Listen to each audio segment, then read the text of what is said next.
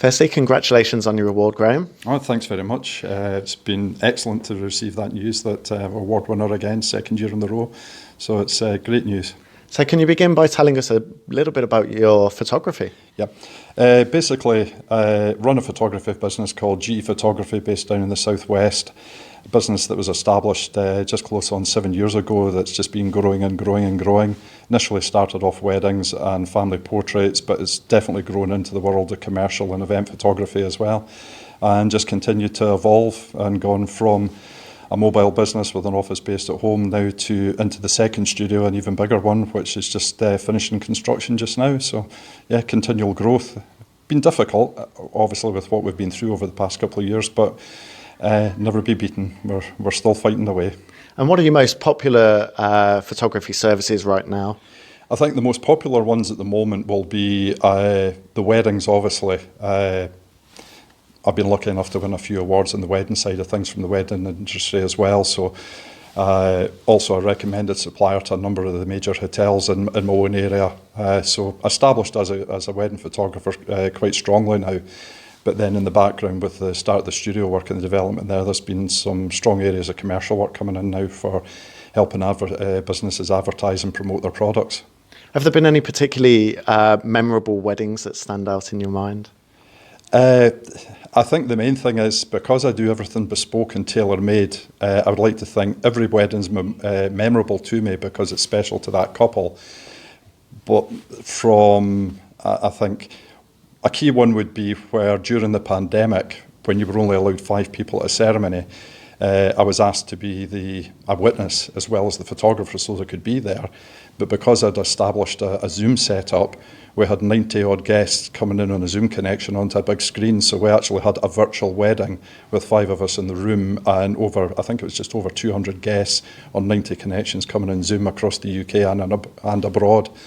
And with the Zoom connection, it was really, really nice to be able to see a bride and groom in those difficult circumstances still communicate with their families and the families be on big screen in their wedding outfit that they had bought with their glass of champagne and still enjoying the day with the couple. So to be able to do that in those circumstances, yeah, that was really special. And now that we're getting back to in real life, in-person weddings again, what is the secret behind a good wedding photography? I think the main thing, first of all, is to know your client. Meet your client in advance of the wedding. I will always meet 6 weeks before the wedding, do a 2-hour meeting with the couple at the location, and we will walk through their full photography plan for the day. And it sounds all very formal, but it's more about having a cup of coffee, building a relationship so they're relaxed with you. It's about rapport build. It's emotional. It's your emotional intelligence, your empathy, understanding your client, watching for the signals between the bride and groom, that if the bride says a certain thing, how does the groom look? If the groom says a certain thing, is he going to get a row from his future wife? And it's just watching the body language and the chemistry, because then you can identify the shots. And then on the actual day, it's having your plan firmly in place so that you know exactly what you're going to do, when you're going to do it, and then you act as a wedding planner as well, so that the couple have a day that goes without a hitch. And a little bit more on the tech side. So what kit do you tend to use? Nowadays, I was a long time, so I'm not just sticking to one brand here. I did use Nikon for a number of years, but in the past 2-3 years, I've moved across to Sony, and all my kit now is the full Sony range. And then in the studio, it's the full Godox range as well for the lighting systems, because with the new lithium batteries, they can be in the studio, but they can also be with me out on location. But very much a Sony shooter now. All the glass, all the cameras, everything is Sony. Okay, excellent. I could be a Sony ambassador. Yeah. That's a hint to Sony. Sony, yeah, if you're watching. So are there any exciting plans for the future? I think the big one at the moment is we had a small studio we started with to try and develop the world of studio photography for GE Photography.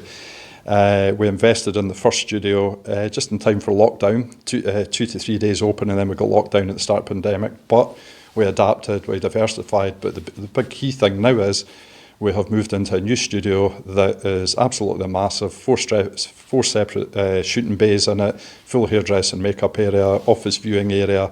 And in fact, after today, I'm going to IKEA, other places are available, to buy more bits and pieces ready for the kit out. But hopefully, mid to end of November, because we're being held up a little bit by tradesmen with plastering and electrical work, there'll be a full new purpose-built studio under the banner of GE Photography, with the first cyclorama wall in the southwest of Scotland, ready for hire to other photographers as well. So it's onwards and upwards, always diversifying.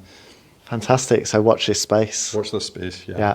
Thank you again for speaking to me today, and congratulations on your award. No, thanks very much, and thank you again to all of you guys at the team here for considering me, and award means a lot. It will have pride of place in the new studio on the shelf. Thank you. Cheers. Thanks.